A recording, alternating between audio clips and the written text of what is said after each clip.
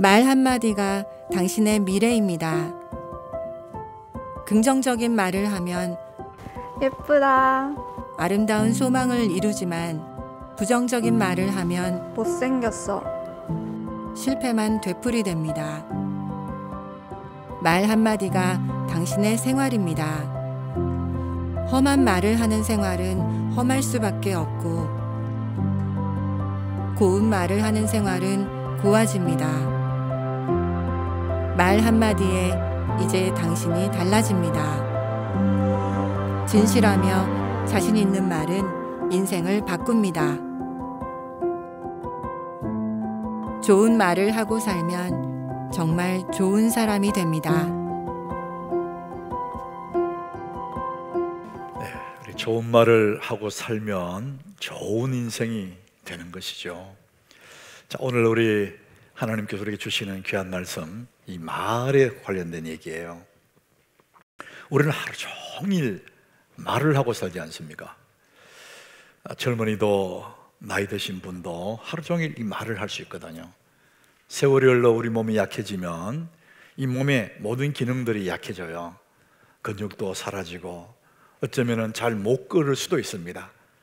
걸을 때라도 우리 입술의 이 근육, 입의 말은 이 힘은 없어지지 않는데요.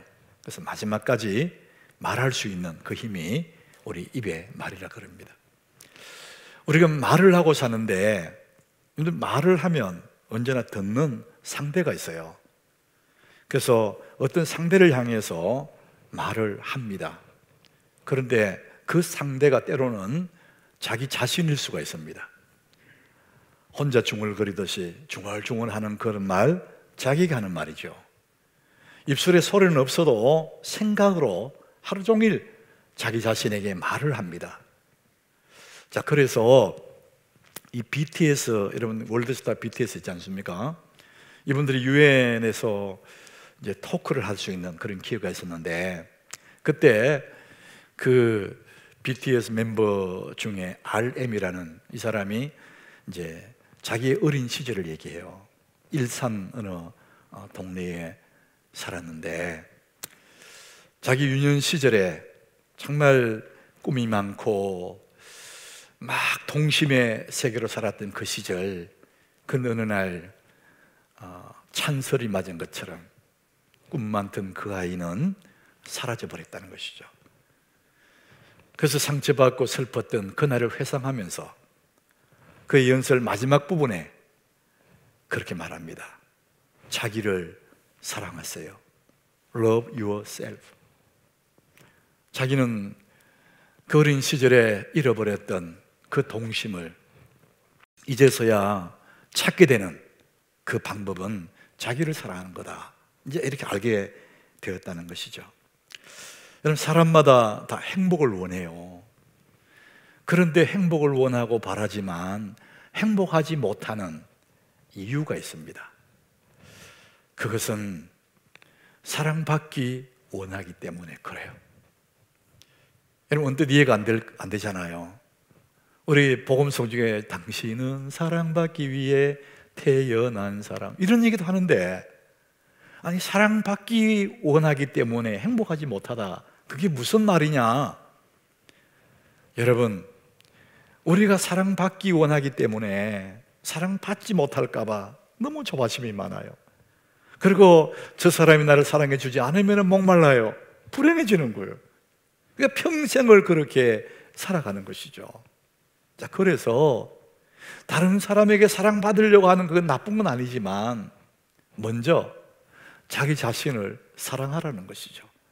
당신을 자기가 사랑하면 행복할 텐데 맨 남 눈치를 보고 저 사람이 나에게 뭐라 그러지, 평생을 그렇게 살게 된다는 것이죠. 오늘 말씀의 제목은 무엇으로 관로를 피워놨어요. 이 무엇으로 자신을 복되게 세우라 그렇습니다. 이 관로 속에 뭐가 들어가면 좋을까? 셀프 블레이싱이에요. 셀프 축복, 자기 자신을 축복하라는 것입니다. 그러면서 그것으로 자기 자신을 복되게 세우라, 저는 그 말씀을 드리고 싶어요.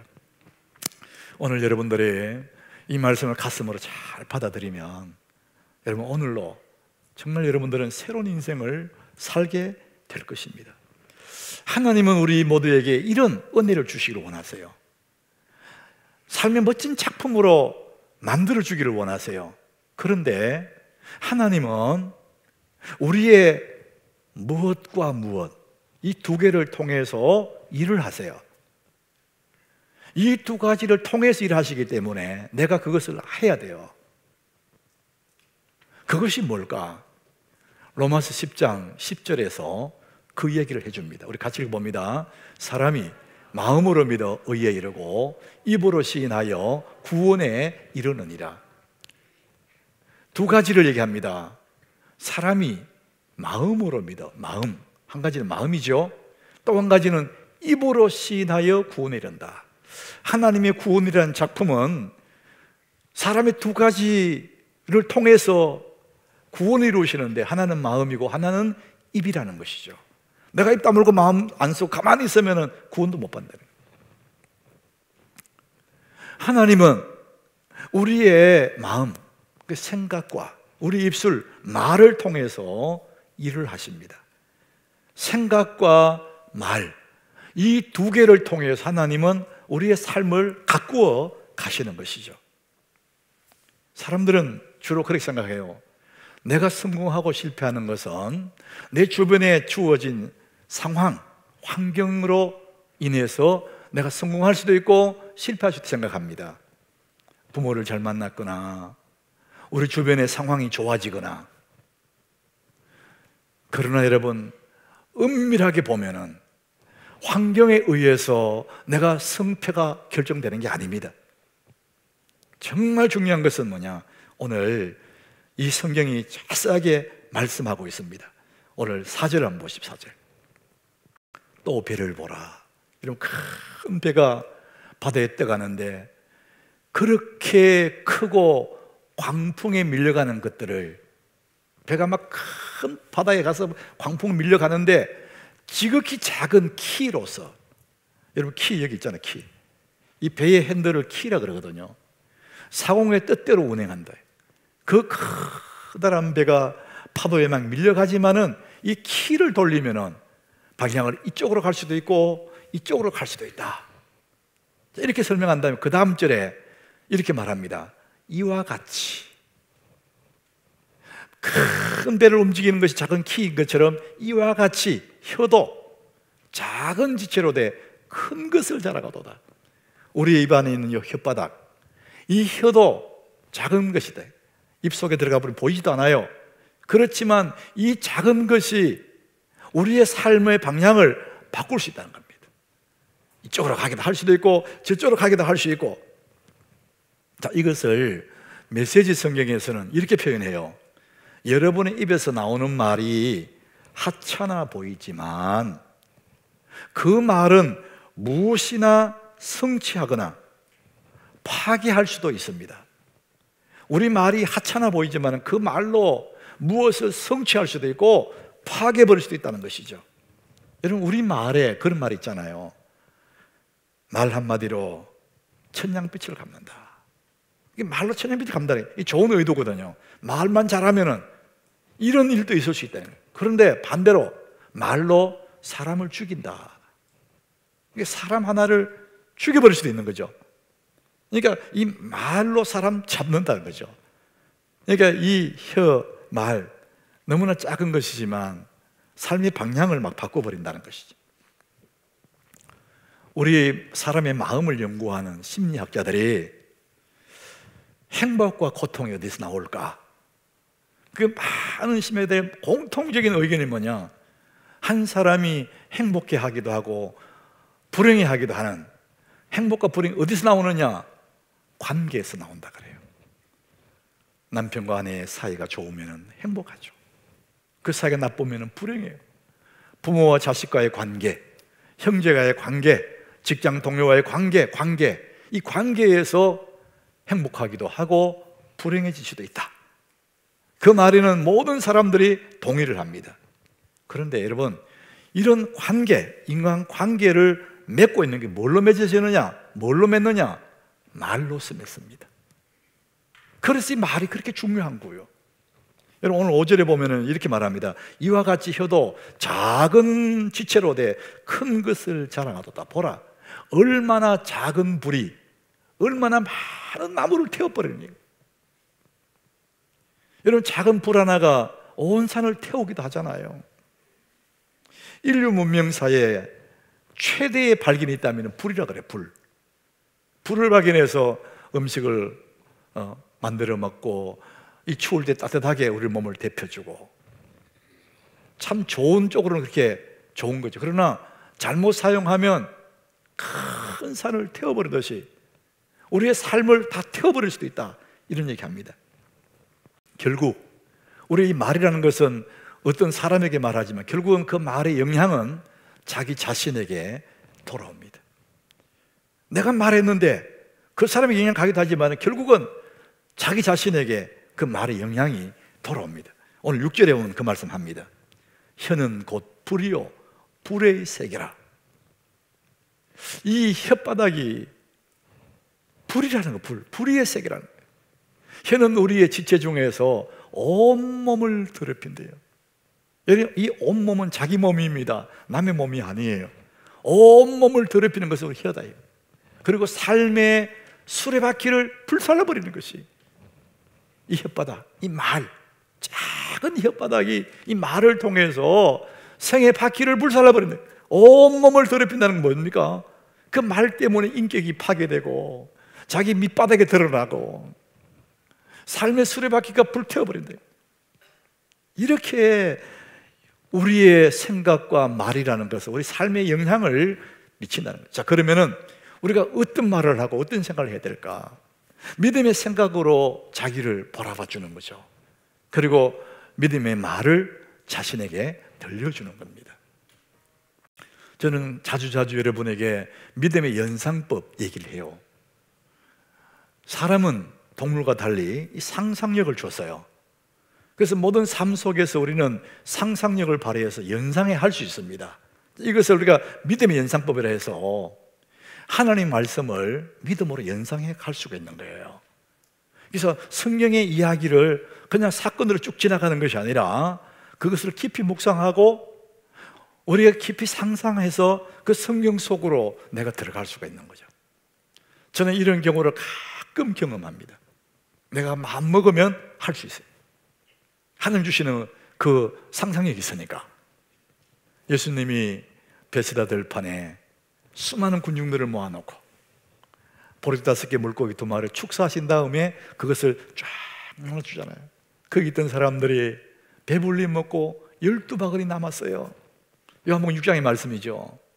우리는 그냥 한 사건으로 지나갈 수 있겠지만 그 본문을 깊이 묵상하고 믿음의 연상법으로 그 속에 내가 들어갈 수 있습니다. 5,000명을 먹이는 베세다 들판에 내가 거기 앉아 있을 수 있어요. 그리고 주님 주시는 그 떡과 그 고기를 내가 받아 먹을 수 있는 것이죠. 여러분, 그 순간에 얼마나 내 마음이 만족할까, 얼마나 뿌듯하고 감격이 일어날까. 믿음의 생각으로 자기를 바라보고 믿음의 말로 자신에게 전해주는 것이죠. 그럴 때 우리 삶은 굉장히 아름답게 성장할 수가 있는 것입니다. 사람들에게 자꾸 눈치 보고 저 사람이 나를 어떻게 생각할까, 저 사람은 뭐라 그럴까, 그럼 나는 없는 거예요. 그러면 삶 자체가 팍팍해지는 것이죠. 칼 야세퍼스라는 사람, 이 실존주의 철학자 야세퍼스가 독일 사람이고, 근데 저는 뭐 신학을 한 사람, 철학을 한 사람 아니지 않습니까? 근데 제가 철학을 조금 아는 것은 신학대학원 입학시험 과목이 철학이 있었어요. 벌써 오래전의 얘기지만. 그러니까 철학을 전공한 분을 모셔놓고 그룹 스터디를 했었어요. 시험을 봐야 되니까.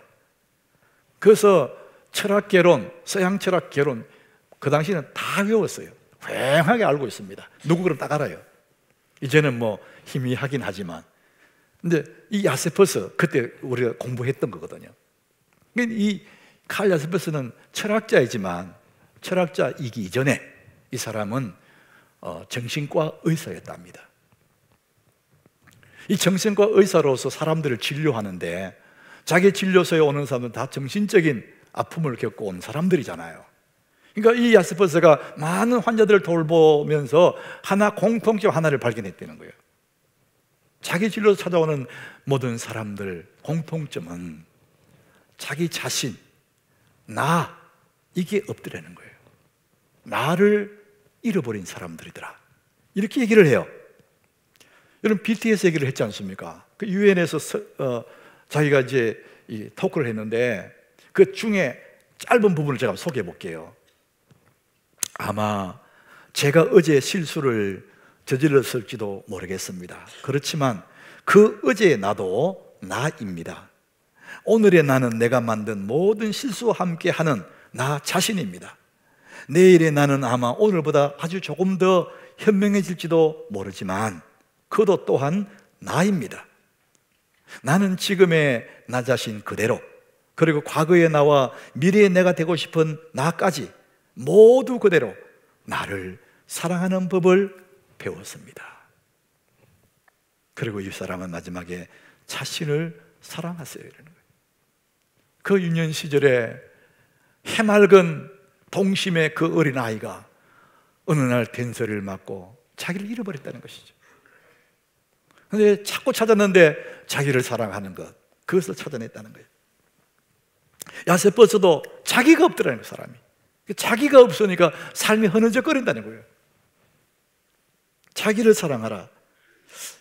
우리는 이런 얘기 들으면은, 우리 크리스찬들은 믿음이 좋으면 좋을수록 죄책감이 드는 거예요. 하나님을 사랑하라 그랬는데, 이웃을 사랑하라 그랬는데 자기를 사랑하라 그러니까 이게 뭔가 안 맞는 것 같아요. 우리 성경에서 그 많은 율법 중에 가장 큰 계명 2개 딱 정리하면 2가지잖아요. 하나님을 사랑하고 이웃을 사랑하는 거. 우리 예수님 직접 하신 말씀이거든요. 마가복음 12장 30절에 예수님 하시는 말씀입니다. 네 마음을 다하고 목숨을 다하고 뜻을 다하여 힘을 다하여 주 너의 하나님을 사랑하라 하신 것이요. 이게 첫 번째 계명이라는 거예요. 자, 2번째 계명을 예수님 또 말씀하시죠. 둘째는 이것이니 내 이웃을 내 자신과 같이 사랑하라 하신 것이라. 이보다 더 큰 계명이 없느니라. 이 2개가 모든 율법의 대표적인 거죠. 자, 여기 보니까 둘째는 이것이니 내 이웃을 사랑하는데 어떻게 사랑하느냐? 내 자신과 같이, 그렇게 했어요. 이전의 성경에는 내 몸과 같이, 이웃을 사랑하기 이전에 내 자신을 사랑해야 된다는 걸 전제하고 있습니다. 나를 사랑하지 않는 사람은 이웃을 사랑할 수 없습니다. 자기의 소중함을 모르는 사람은 남도 소중히 여기지 않습니다. 자기 자신이 소중한 줄 알아야 다른 사람들에게 소중함을 말할 수가 있습니다. 내게 없는 것을 다른 사람에게 줄 수가 없는 것이죠. 오재은 교수라는 분이 자기 사랑 노트라는 두꺼운 책을 썼어요. 이분 책이 많더라고요. 자기의 어린 시절을 이 책에서 아주 담담하게 써놓았어요. 이분의 어린 시절 그 가정에는 아주 믿음의 가정이었대요. 그 토요일만 되면은 온 가족이 주일 준비를 하고 살았대요. 할머니는 주일 오기 전에 토요일 날 주일날 헌금을 다리미로 빳빳하게 이렇게 밀었대요. 요즘처럼 이렇게 은행에 신권을 가지고 쓴 그런 때가 아니니까 돌고 돌던 그 돈을 빳빳하게 밀었대요. 10원짜리 지폐, 여러분 본 적 있나요? 70년대 10원짜리는 굉장히 큰 돈이에요. 할머니는 그것을 빳빳하게 밀어서 하얀 봉투에 넣어서 주일 아침에 헌금을 이렇게 주신답니다. 재은이는 할머니 주시는 그 빳빳한 헌금 봉투를 받아들고 교회를 가기 집을 나섰어요. 근데 집에 나가보니까 친구가 기다리고 있다는 거예요.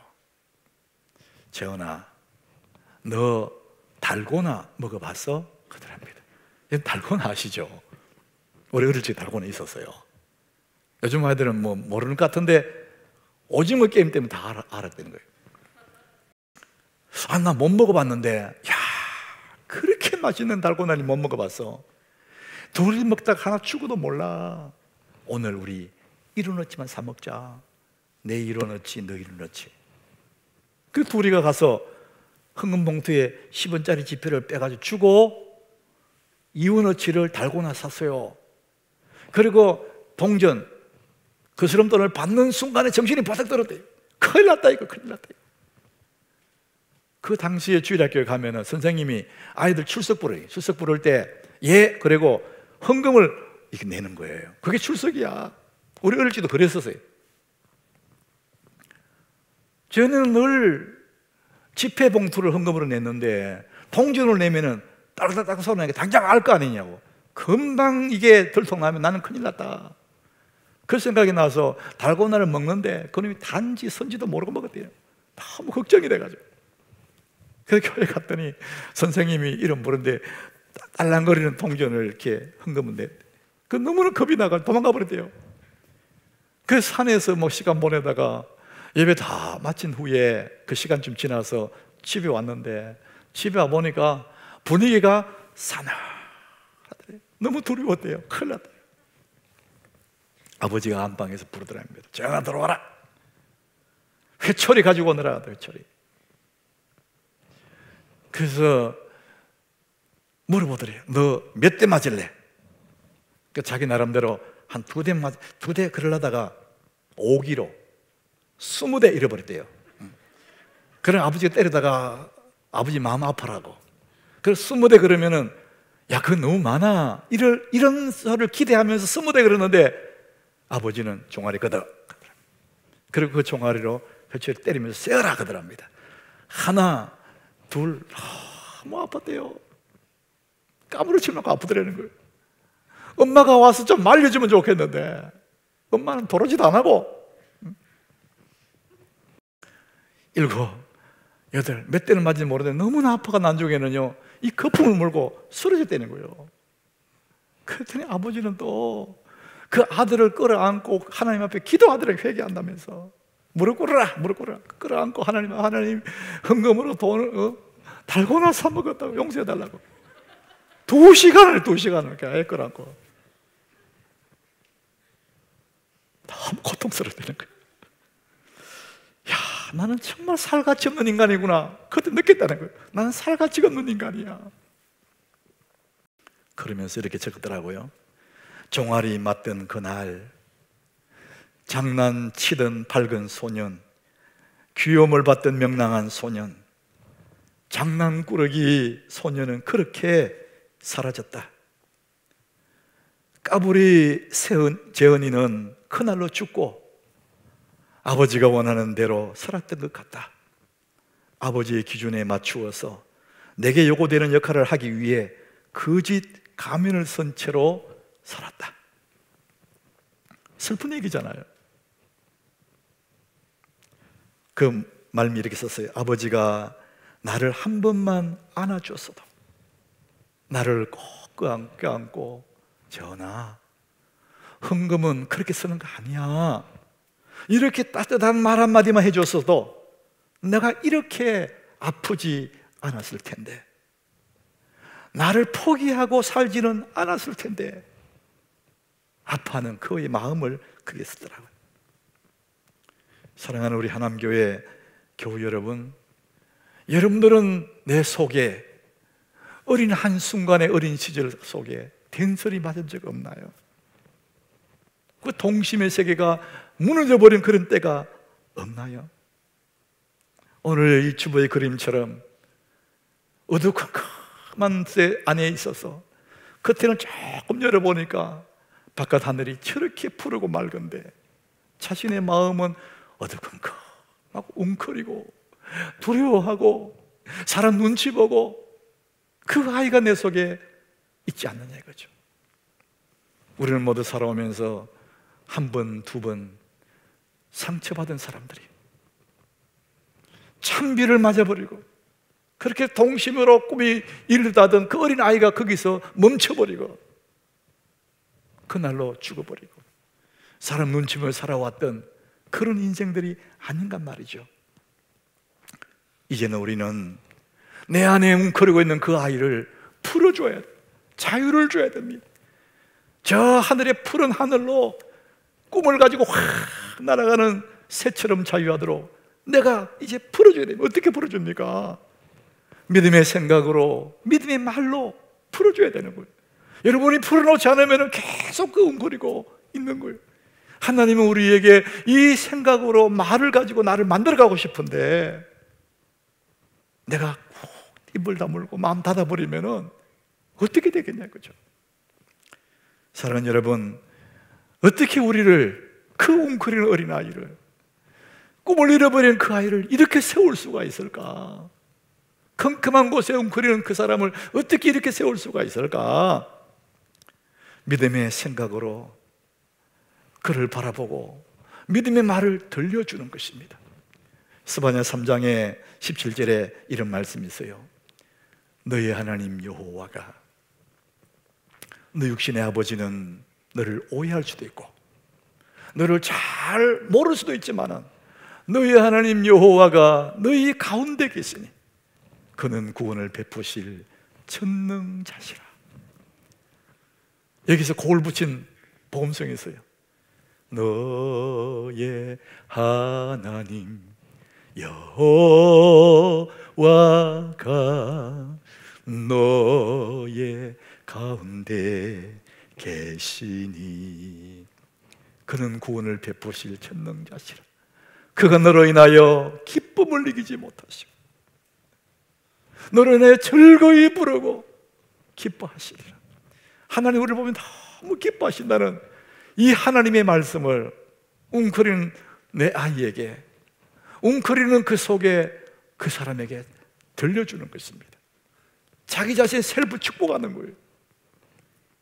믿음의 생각으로 나를 바라봐 줄 때, 믿음의 말로 우리 아이에게 들려줄 때, 자신에게 비로소 우리는 커튼을 확 열고 빛을 받아들이게 되고 새로운 꿈을 안고 천국을 향해 날아갈 수가 있는 것이죠. 믿음의 생각으로 자신을 바라보십시오. 세상 사람의 눈으로 바라보지 말고 믿음의 눈으로 바라보는 것. 하나님 너무나 기뻐하고 하나님 너무나 즐거워서 춤추실 그 존재가 우리들이지 않습니까? 그리고 우리 자신에게 믿음의 말을 들려주는 거예요. 주님이 너로 인하여 너무 기뻐하신다. 우리가 삶이 녹록하지 않고 인생살이 낭망되고 낙심될 때, 그때도 우리가 들려줄 말씀이 있습니다. 시편 42장 5절. 내 영혼아, 우리 같이 읽어봅니다. 내 영혼아, 네가 어찌하여 낙심하며 어찌하여 내 속에서 불안해하는가? 너는 하나님께 소망을 두라. 그가 나타나 도우심으로 말미암아 내가 여전히 찬송하리로다. 너 왜 그렇게 낙심하고 있지? 왜 웅크리지? 너는 하나님께 소망을 두라.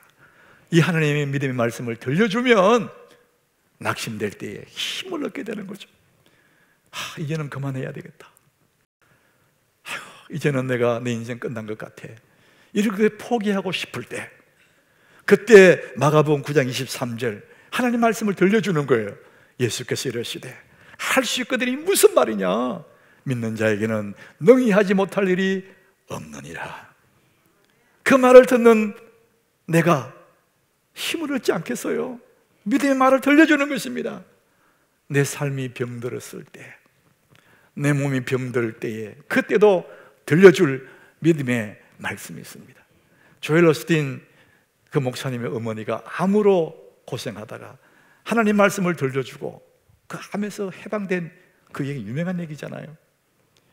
그분이 사용했던 성경 구절 중에 하나를 제가 소개합니다. 잠언 4장 20절이에요.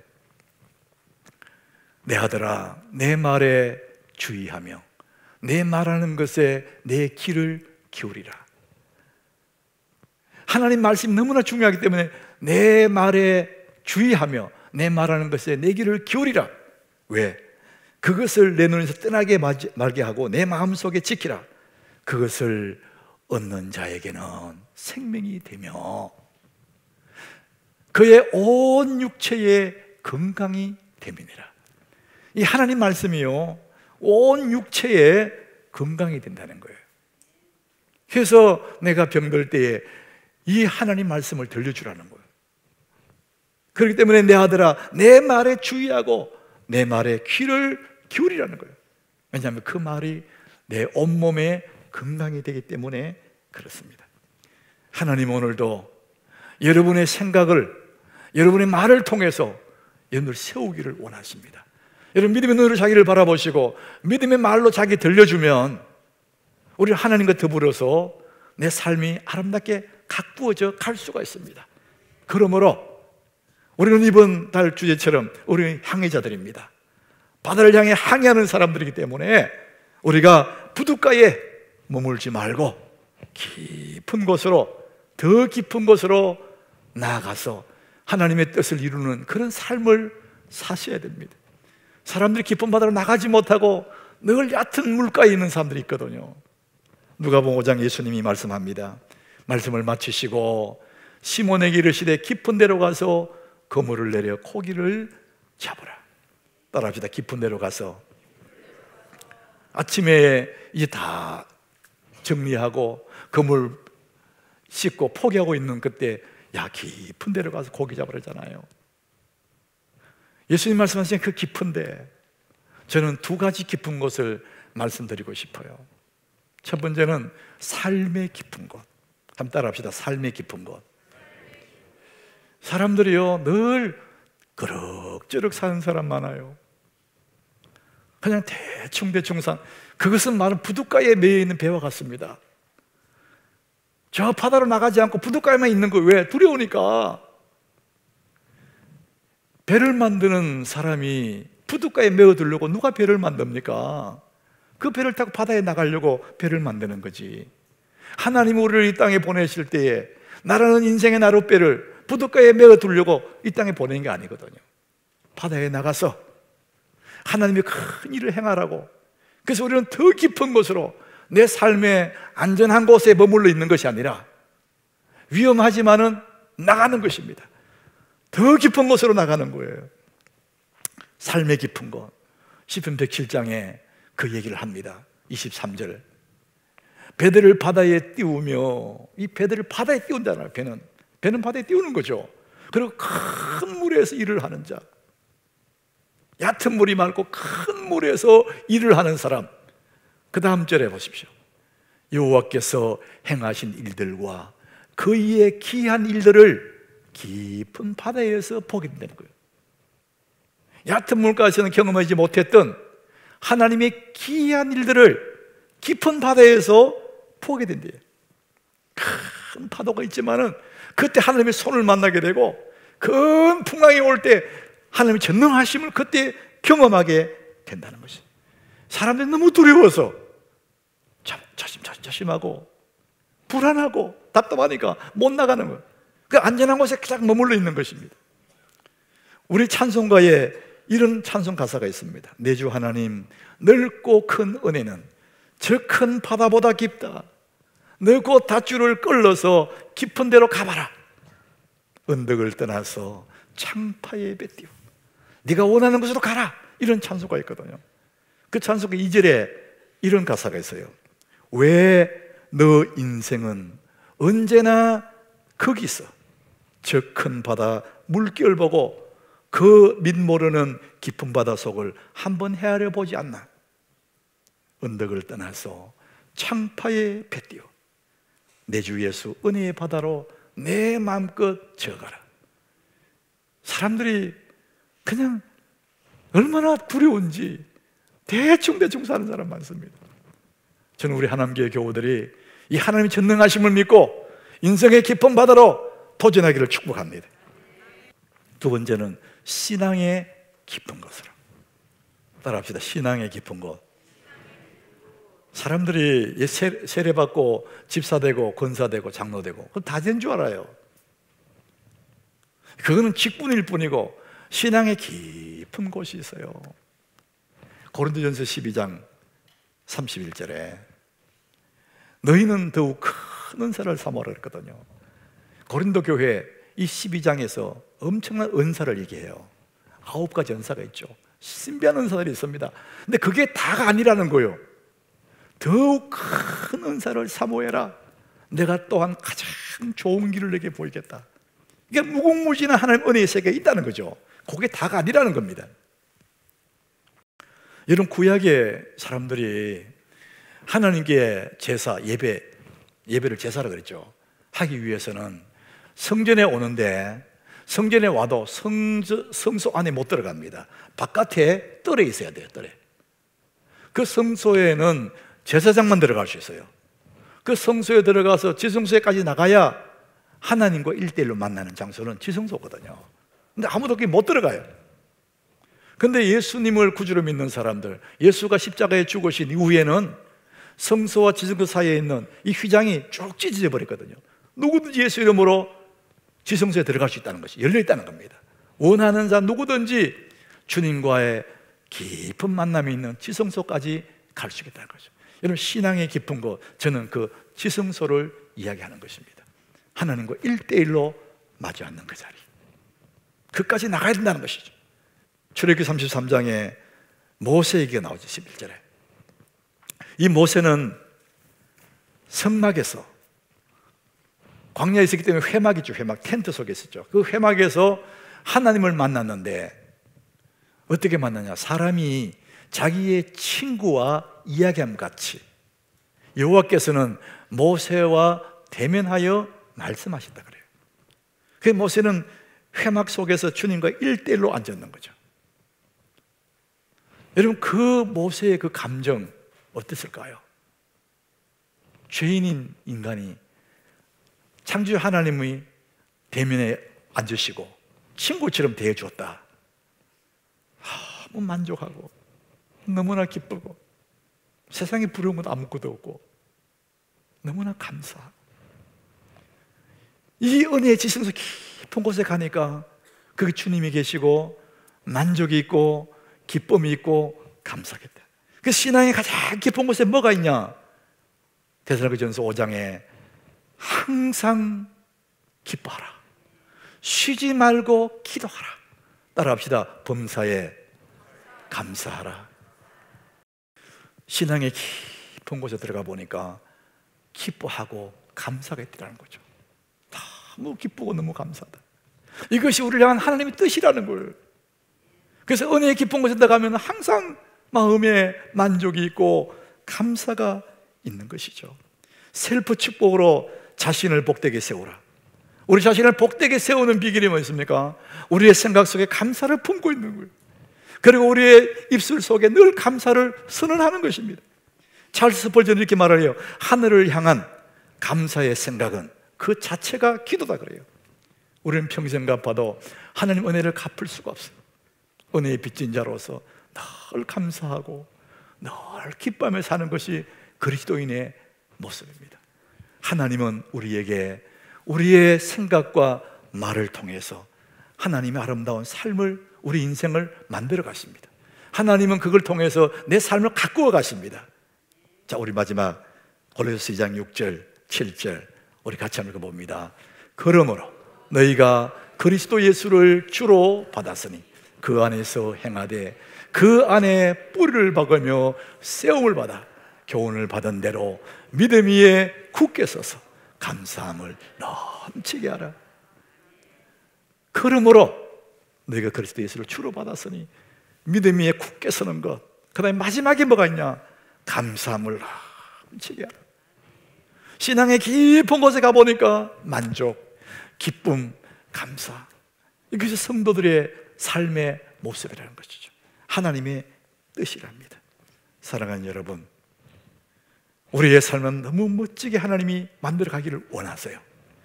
여러분의 생각을 통해서, 여러분 말을 가지고 하나님 우리를 멋진 인생으로 만들어 가기를 원하십니다. 믿음의 눈으로 자기를 바라보시고 믿음의 말로 자기에게 들려주고 감사의 생각으로 풍성하게 하고 감사의 말을 선언하면 우리는 가면 갈수록 멋진 인생이 되고 만족하는 인생이 되고 풍성한 삶이 될 줄로 믿습니다. 여러분의 삶에 이런 복이 있는 그 복이 있기를 예수 이름으로 축복합니다.